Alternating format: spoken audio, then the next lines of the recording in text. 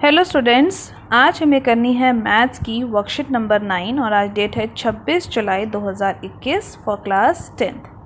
आज की हमारी वर्कशीट का टॉपिक है एरिया रिलेटेड टू सर्कल्स, यानी आज हम सीखने वाले हैं वृत्तों से संबंधित क्षेत्रफल के बारे में। ठीक है, तो आज की वर्कशीट वृत्त से रिलेटेड होने वाली है और इसके क्षेत्रफल के बारे में। तो चलो स्टार्ट करते हैं। सबसे पहले है वृत्त का क्षेत्रफल। सबसे पहले बेटा वृत्त का क्षेत्रफल और वृत्त की परिधि हमें यहाँ पर बताई गई है, फॉर्मूला बताया गया, तो उसको रिवाइज कर लेते हैं। आप सभी को याद होगा एरिया ऑफ सर्कल क्या होता है, पाई आर स्क्वायर। आर जो होती है इसकी त्रिज्या होती है, यानी आर से हम इसकी त्रिज्या को लिखते हैं और पाई जो है हमारा कांस्टेंट होता है। पाई का मान हमें पाई की वैल्यू या तो 22/7 लेनी होती है या फिर 3.14, जो भी क्वेश्चन में दे रखी होगी वही वैल्यू हम यहाँ पर ले लेंगे। ठीक है, ये होता है पाई आर स्क्वायर जो कि क्षेत्रफल है, यानी एरिया है हमारे सर्कल का, वृत्त का क्षेत्रफल।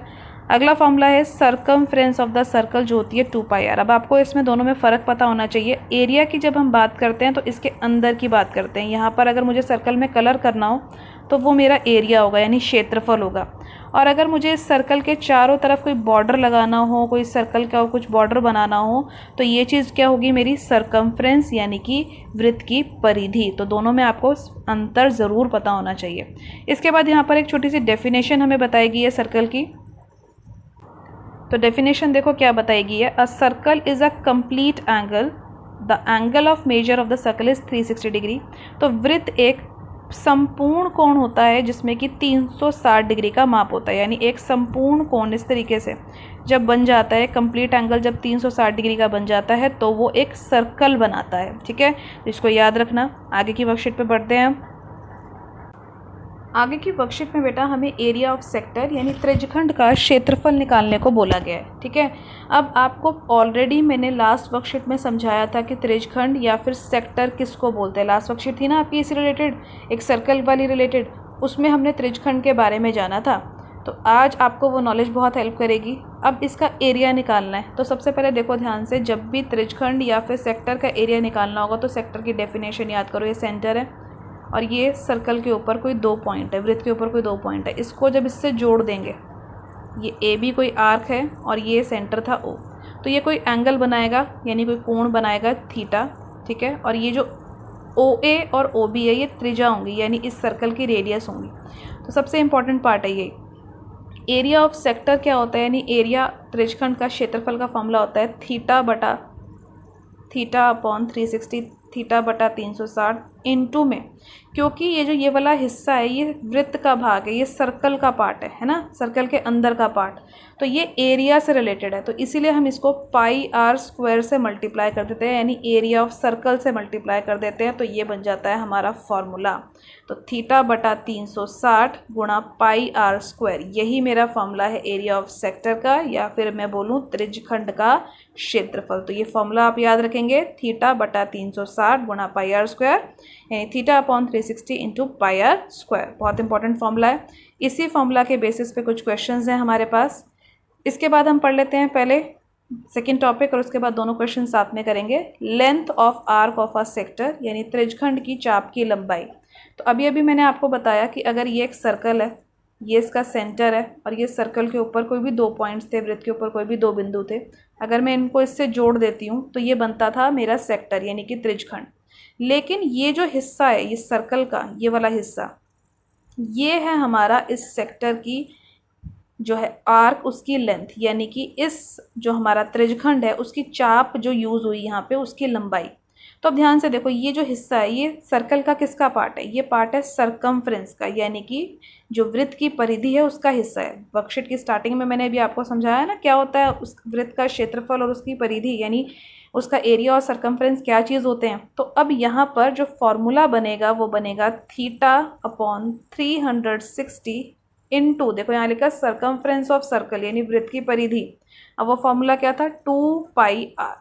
तो जब हम फॉर्मूले की बात करेंगे, किसके फॉर्मूले की, length of arc of circle, तो हमारा फॉर्मूला बनेगा त्रिज्यखंड की चाप की लंबाई का थीटा बटा 360 गुणा पाई 2πr। तो यानी इस फिलिंग द ब्लैंक्स में हम यहाँ पे लिख देंगे 2πr। तो आई होप आपको दोनों फॉर्मूलाज अच्छे से याद हो गए होंगे। बहुत इंपॉर्टेंट टॉपिक, बहुत इंपॉर्टेंट चैप्टर है ये क्लास 10th का। अब हम करते हैं इससे रिलेटेड जो एग्जाम्पल्स हमें दिए गए, example number 1 and example number 2। तो एग्जाम्पल नंबर 1 में देखो क्या दे रखा है, find the area of sector of the circle whose radius is 7 centimetre and angle of the sector is 140 degree. यानी वृत्त के त्रिज्यखंड का क्षेत्रफल ज्ञात करो जिसकी त्रिज्या 7 है और त्रिज्यखंड का कोण जो है वो 140 है। तो अब ध्यान से देखो, त्रिज्या का मतलब आर की वैल्यू जो है इस क्वेश्चन में 7 सेंटीमीटर है और थीटा यानी जो कोण बन रहा था केंद्र पे, जो मैंने डायग्राम में भी आपको समझाया था, ये वाला जो एंगल यहाँ पर बन रहा था ये 140 डिग्री है, 140 डिग्री है। तो एरिया कैसे निकालेंगे, क्षेत्रफल कैसे निकालेंगे इसका, तो फॉर्मूला याद है या नहीं? आप सबको फॉर्मूला याद हो जाना चाहिए, थीटा बटा 360 गुणा पाई आर स्क्वायर। सारी वैल्यूज़ डाल लेते हैं। थीटा की जगह पर क्या डालेंगे, 140, 360 तो 360 ही रहेगा, है ना, गुणा में पाई की जगह पर क्या डालेंगे, 22/7 गुणा आर स्क्वायर। आर का मान कितना था, आर की वैल्यू थी 7, तो 7 × 7, 7 दो बार क्यों गुणा किया, क्योंकि आर स्क्वायर है, तो आर स्क्वायर का मतलब ही 2 बार गुणा करना होता है। अब देखो ध्यान से, ये 0 से पहले 0 काट दो, ये एक 7 से एक 7 काट दो, इतना काम हो गया। अब 14 और 36 इसको भी काट देते हैं, 2 के पहाड़े से काट सकते हो आप, ये आता है 7 पे और ये आ जाएगा 13 पे। तो अब जब आप गुणा कर लोगे, ऊपर क्या क्या बचा, 7 और 22 और नीचे बचा 13। तो 7 और 22 की गुणा करना, उसको 13 से भाग करना, तो आपका आंसर आ जाएगा 59.8 सेंटीमीटर स्क्वायर। अब ध्यान रखना बेटा, जब भी एरिया निकालोगे तो ये सेंटीमीटर स्क्वायर में आएगा, इसका बहुत अच्छे से आपको ध्यान रखना है। अब इसके बाद करते हैं हम अपना उदाहरण नंबर 2, एग्जाम्पल नंबर 2। बहुत ईजी क्वेश्चन था ना ये, बस फॉर्मूला जल्दी से अप्लाई कर लिया, याद रखा और फॉर्मूला अप्लाई कर लिया, क्वेश्चन हो गया सॉल्व। अब करते हैं एग्जाम्पल 2। सेकेंड उदाहरण में या सेकेंड एग्जाम्पल में क्या बोला हुआ है, find the length of the arc of the sector of circle with radius 7 and sector का जो एंगल है वो 140। अब देखो सब चीज़ें वही हैं, एक वृत्त के त्रिज्यखंड की चाप की लंबाई ज्ञात करनी है। पहले हमें त्रिज्यखंड का क्षेत्रफल ज्ञात करना था, यानी पहले मुझे एरिया ऑफ सेक्टर निकालना था, मुझे उसकी लेंथ ऑफ आर्क निकालनी है। रेडियस मुझे वही 7 दे रखी है, त्रिज्या जो है, और त्रिज्यखंड का जो कोण है वही 140 दे रखा है। तो फॉर्मूला जो है अब की बार एरिया ऑफ सेक्टर का नहीं लगाना, यहाँ पे मिस्टेक है बेटा, एरिया ऑफ सेक्टर लिखा हुआ है, यहाँ पर होना चाहिए था length of arc, Hindi medium में ठीक लिखा हुआ है, त्रिज्यखंड की चाप की लंबाई। तो फॉर्मूला क्या होगा, थीटा अपॉन 360, क्योंकि अब हमें चाप की लंबाई निकालनी है तो क्या किससे मल्टीप्लाई करेंगे, 2πr से मल्टीप्लाई करेंगे। थीटा का मान यानी कोण जो है यहाँ पर कितना दे रखा था, 140, तो थीटा की जगह पे लिख देंगे ऊपर 140, नीचे तो 360 ही रहेगा, इंटू में 2 भी ऐसे ही रहेगा। पाई का मान क्या होता है, 22/7, आर की वैल्यू यानी रेडियस की वैल्यू, त्रिज्या का मान कितना दे रखा है 7, तो वो भी 7 डाल देते हैं। अब फिर से कुछ नहीं करना, सिर्फ नीचे वाले 7 और ऊपर वाले 7 को काट दो, ये ऊपर वाला 0 और नीचे वाला 0 कट जाएगा। अब 14 और 36 फिर से काट दो, 7 पे और ये 13 पे। अब ऊपर क्या क्या संख्याएं बच गई, 2 × 7 × 22 और नीचे बचा 13। तो ऊपर वाली इन सभी संख्याओं की गुणा करवा लो, ये हो जाएगा 14 × 22/13। तो जो भी आंसर आएगा उसको भाग करवा लो 13 से, तो आपका फाइनल आंसर आ जाएगा 17.1 सेंटीमीटर। अब इसमें ध्यान रखना, लंबाई जो है वो कभी सेंटीमीटर स्क्वायर में नहीं होती, लेंथ हमेशा सेंटीमीटर में होती है। तो लेंथ के लिए सेंटीमीटर लिखोगे और एरिया के लिए यानी क्षेत्रफल के लिए सेंटीमीटर स्क्वायर लिखोगे। इसके बाद हम करते हैं, स्वयं प्रयास कीजिए प्रश्नों को। पहला क्वेश्चन देखो क्या है, a circle is a angle of measure, यानी एक वृत्त ऐसा कोण है जिसका माप कितना होता है। तो अभी वर्कशीट की स्टार्टिंग में हमने पढ़ा था कि एक वृत्त ऐसा कोण है जिसका माप 360 डिग्री होता है, यानी इसका करेक्ट ऑप्शन हो गया डी, डी पे टिक कर देंगे। Next, a sector of a circle is the region between dash and 2 radii, यानी एक त्रिज्यखंड 2 त्रिज्याओं और संगत डैश से घिरा होता है। यानी अगर ये मेरा वृत्त है, सर्कल है, ये सेंटर है, ये इसकी आर्क जिसको हम चाप बोलते हैं वो है, तो इसको अगर मैं सेंटर से जोड़ देती हूँ तो मुझे ये जो हिस्सा मिलता है ये होता है मेरा सेक्टर, ठीक है, जिसमें ये वाला जो कोण बनता है केंद्र पे वो थीटा होता है और ये त्रिज्या होती है, रेडियस। तो आपसे बोला गया है कि ये 2 रेडियस और किसके बीच का हिस्सा है, तो ये चीज़ क्या है, this is called the arc, जिसको हम हिंदी में चाप बोलते हैं। तो यानी यहाँ पर क्या आ जाएगा, आर्क, और हिंदी वाले बच्चे लिख देंगे, हिंदी मीडियम वाले स्टूडेंट, चाप से घिरा, संगत चाप से घिरा हुआ हिस्सा होता है। अगला प्रश्न करते हैं, क्वेश्चन नंबर 3 देखो, क्वेश्चन नंबर 3 में क्या बोला हुआ है, चित्र बना हुआ है, डायग्राम बना हुआ है, उसमें से आपको देखकर बताना है थीटा क्या है यानी केंद्र पे बनने वाला कोण कितना है, और आर यानी त्रिज्या कितनी है। तो बहुत आसान है, रेडियस आपको दिख ही रही है, आर की वैल्यू आपको दिख रही है 4 सेंटीमीटर। तो आर यानी त्रिज्या में आप लिख देंगे 4, और कोण कितने डिग्री का दिख रहा है, लिखा हुआ 90 डिग्री का, 90 डिग्री। तो यानी थीटा की जगह पर जो कोण है उसकी जगह पर लिख देंगे 90 डिग्री। तो हो गया थर्ड क्वेश्चन भी सॉल्व। फोर्थ क्वेश्चन पे आ जाते हैं।